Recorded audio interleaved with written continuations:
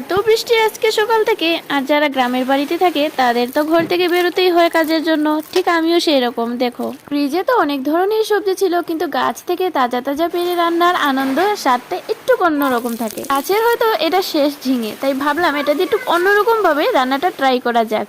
এই দেখো বৃষ্টিতে ছাতা নিয়ে তো বেরিয়ে ঝিঙেটা তো ঘরে নিয়ে এলাম। এবার কাজ হলো নারিকেল কুড়োনো। নারিকেলটা কিন্তু তোমরা ডাব হলে সব থেকে বেশি ভালো হয়, কিন্তু ডাব তো পাইনি, কিন্তু নারকেল দিয়ে আজকে কাজটা চালিয়ে নেব। কিন্তু ডাব হলে কিন্তু এই রান্নাটার টেস্টটা একটু ভালো অন্যরকম হবে। এবার নারকেল গুঁড়ো কুড়োনো হয়ে গেছে, আর গরম তেলের মধ্যে পেঁয়াজ কাঁচা লঙ্কা দিয়ে একটু হালকা ভেজে নেব। তারপর নারকেল কুড়োনো দিয়ে আবার একটু হালকা ভেজে নেব। তারপর দিয়ে দিলাম ঝিঙেগুলো। এবার সামান্য ভেজে এর মধ্যে হলুদ গুঁড়ো, গোলমরিচ গুঁড়ো, লবণ দিয়ে আবার ভালো করে কিছু সময় কষিয়ে নিতে হবে, খুবই কম আছে। মাত্র 2 মিনিটের জন্য চাপা দিয়েছিলাম, তারপর রেডি হয়ে গেল আজকে নারকেল দিয়ে ঝিঙে রেসিপি। আর কি দেরি করলাম না, গরম গরম ভাতের সাথে খেয়ে ফেলেছি। যদি তোমাদের একটু সময় হয় অবশ্যই কিন্তু একবার ট্রাই করতে পারো।